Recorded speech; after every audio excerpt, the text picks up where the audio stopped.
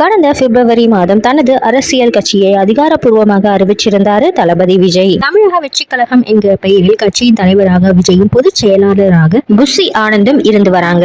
கட்சி அறிவிப்பு வெளியானதுல இருந்தே தமிழகத்துல பரபரப்பா காணப்பட்டது. பொதுவா சினிமா துறையில இருந்து நடிகர்கள் அரசியலுக்கு வருவது சாதாரண விஷயம்தான். ஆனா உச்சத்தில் இருக்கும் ஒரு நடிகர் அரசியலுக்காக சினிமாவை முற்றிலுமாக விட்டு வருவது பலருக்கு அதிர்ச்சியையும் ஆச்சரியத்தையும் ஏற்படுத்தி இருக்கு. இவரின் ஒவ்வொரு அறிவிப்பும் மக்கள் மத்தியில நல்ல வரவேற்பு பெற்று வருது. சமீபத்துல கட்சியின் கொடி மற்றும் பாடலை வெளியிட்டிருந்தாங்க. அனைவரும் மிக ஆவலாக எதிர்பார்த்து காத்து கொண்டு இருப்பது இந்த கட்சியோட முதல் மாநாட்டை தான். தமிழக வெற்றி கழகத்தின் முதல் அரசியல் மாநாட்டை நடத்துவதற்கு பல சிக்கல்களை கொடுக்கப்பட்டு வந்ததாக சொல்லப்படுது. இதில் முக்கியமாக திமுக கட்சியும் உதயநிதியும் பல சிக்கல்களை உருவாக்கி இருப்பதாக ஏற்கனவே இணையதளத்தில் செய்திகள் வந்தது. இந்நிலையில தற்பொழுது முதல் மாநாட்டை நடத்துவதை பற்றி அதிகாரப்பூர்வமாக அறிவிச்சிருக்காரு விஜய். அக்டோபர் மாதம் 27ஆம் தேதி விழுப்புரம் மாவட்டத்தில் உள்ள விக்கிரவாண்டியில நடைபெற இருக்காம். இதன் அறிவிப்பை வெளியிட்டதும் ரசிகர்கள் கட்சியோட முதல் அரசியல் மாநாட்டிற்காக காத்துக்கிட்டு இருக்காங்க. இந்த மாநாட்டில் விஜய் என்ன கொள்கைகளை பேச போகிறார் என்பதும் எந்தெந்த கட்சிகளை எதிர்க்க போகிறார் என்பதும் தெளிவா தெரிந்துவிடும். இதனால பல அரசியல் தலைவர்களுக்கு எதிரான நிலைப்பாட்டை விஜய் எடுக்க போகிறார் என்றதை பாக்குறதுக்காக எல்லாரும் ஆர்வமா இருக்காங்க. பல சிக்கல்களை கொடுத்தவர்களுக்கு ஆட்டத்தை முடிக்க விஜய் தீவிரமா களமிறங்க போறாரு.